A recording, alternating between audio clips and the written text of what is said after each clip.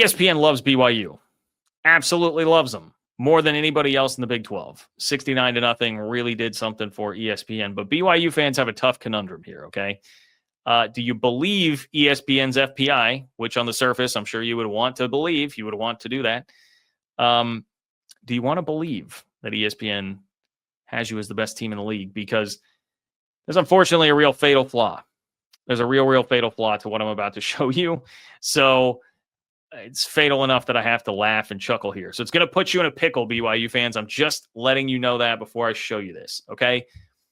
BYU, if you did not hear, because yes, they did play Portland State, who is a team that has given up over 100 points and not scored a point yet through 2 games this year. BYU won 69-0. Dominant in all 3 phases. Special teams scored a touchdown, which it felt like BYU was doing every week last year. They got a blocked field goal, run back for a touchdown. The defense allowed less than 100 yards of total offense. I think everybody feels like that's going to be the strength of this BYU team again, and probably riding that unit to wherever it is that they're going to go this year. But then Bear Bachmeier, that's another headline. He had 5 touchdowns. Now, not a gaudy performance in terms of the amount of yardage that he was putting up. They didn't ask him to do a whole ton, but he was great in what they asked him to do, scoring 5 touchdowns. The offense had 468 rushing yards. It's just a litany of all right, here's a bunch of crazy stats because we played a team about as overmatched as you could possibly get. Now, I also heard someone make the point, hey, Kalani Sitake, it was 2017 or 18 that they played Portland State and won by 14. So come a long way since then, okay, for sure. Just tough to know. Tough to know what to make of BYU from that. But ESPN thinks that it knows what to make of BYU after that, and that is why I'm about to show you this. So let's take a look here at good old ESPN FPI, everybody's favorite. ESPN FPI updated following Saturday of week 1. Look at the BYU Cougars, ladies and gentlemen. BYU, number 1 in the Big 12, sitting there at 17 overall in ESPN's FPI. Elsewhere from the Big 12, Utah number 19. So that is interesting, right? Sparking that holy war debate. Let's go ahead and get that brewing before the game. ESPN's FPI would prefer BYU to Utah right now. Iowa State checking in at 23 and Kansas at 25. Shout out to the Jayhawks there after the way they have started this season. Okay. So on one hand, if you're a BYU fan, you're loving this, right? Hey, this is awesome. I don't know what goes into this specific computer ranking. I hear people complaining about this nearly every week, but if they like the Cougs, I've got to get on board. And if you're a Cougar fan right now, how could you not be excited, optimistic about the upside with Bear Bachmeier? And especially from where things were at 2 months ago, right after the Jake Retzloff news dropped, and you're wondering, how is this going to work? What are we going to do? Everything up to this point has seemingly gone about as well as it possibly could have. About as well as it possibly could have. But here's the problem. Do you notice anything else about ESPN's FPI here? Okay. Do you notice anything else? Number 1 is the Texas Longhorns. Okay. I don't know if you guys watched Texas Ohio State.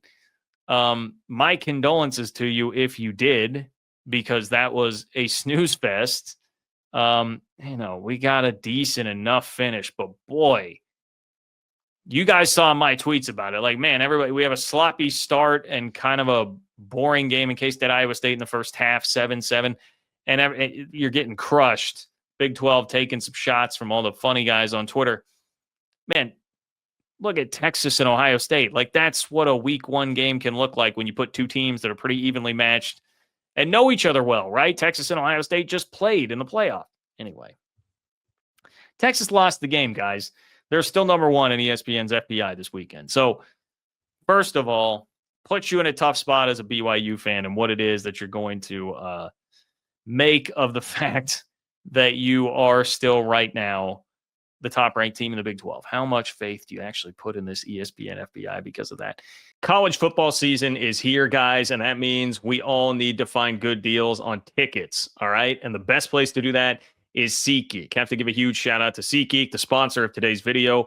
With over 28 million downloads, SeatGeek is the number 1 rated ticketing app There are over 70,000 events listed on SeatGeek. So obviously college football is covered, but if you're a music guy like me, it's perfect for concerts. I'm buying a ton of concert tickets this fall. And I tell you what, I have my eye on those Holy War tickets for BYU and Utah coming up as well. And man, all you got to do is open up the app. It's perfect. You can go check what's going on here, find the green dots in the seat. That means they're good deals. Red dots, maybe not so much, but SeatGeek will help you find the best deals on seats depending on where it is that you are trying to sit. They're each rated on a scale of 1 to 10. Every ticket is backed by their buyer guarantee. And you guys know I'm here for you. I've got a code for you. Code Kurtz gets you $20 off your tickets. Again, that's code Kurtz for $20 off tickets at SeatGeek. $20 off your first purchase with promo code Kurtz. Make sure you just click the link in the description to download the app and have that code on hand and ready to go. Guys, I'm here to help you out. I've got your back. Hit up my friends at SeatGeek. The other thing is, look, if you are somebody who's a conspiracy theorist on this, and I see all the guys out there, I see everybody. I'm going to go ahead and take this off the screen. I think you guys get the idea. But I see everybody who's talking about, hey, recruiting rankings, they're all juiced toward the SEC and the Big Ten. I get asked to talk about that a lot.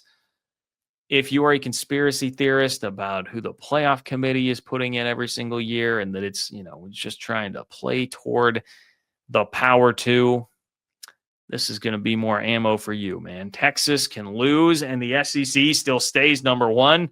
What in the name of Greg Sankey is this? And especially if you're looking at this after an offseason where Sankey and the SEC has found all of this time to whine and moan about strength of schedule, and they have now forced legitimate change in how the committee is going to look at strength of schedule. I can understand how you would say, all right, now how did Sankey do this? How much? Because ESPN FPI was in.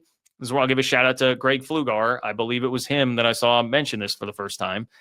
But ESPN FPI was in one of those initial presentations that it was reported that the SEC had thrown out there about what they wanted considered in terms of strength of schedule for college football playoff selection committee members. And this is the danger in it. Like, here's what this metric says after Texas goes and loses and scores only 7 points. And yes, to what I saw in the chat, Arch Manning did flop. That happens, and they get to still stay number one in that. What are we doing trying to use that as a legit metric? I will just tell you, nothing personal, BYU fans at all. I don't put very much stock in this, as I don't think really many people do. It feels like ESPN's FPI just kind of exists to be a lightning rod for conversation just like this at this point. It's basically meant to stir the pot, get people talking, be able to get engagement on a graphic out there that has the ESPN logo on it. That, best I can tell, is really what this is about at this point. I think there are better metrics to go use. I mean, go check out Kelly Ford, SP Plus. There are other metrics that will serve you much better if you're trying to keep a real gauge on what's going on in college football.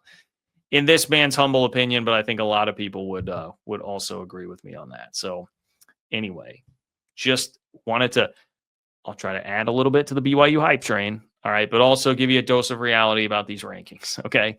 Let me know in the comments what you think. Let me know in the comments what you think, BYU fans. You buying it or not? You buying it or not? Or anybody else, you buying the conspiracy angle here or not? Who doesn't love a good conspiracy? Kyle Philly Pow Pow, great name. Kyle Philly Pow Pow. More like the college football playoff eye, the CFPI. The CFPI. Yes, the CFPI. You're right. That's what Sankey's trying to make it, right, Kyle? The CFPI. That's pretty good. That's a clever one, Kyle. Thank you. Kyle Philly Pow Pow. I hope that you're here more often, Kyle Philly Pow Pow.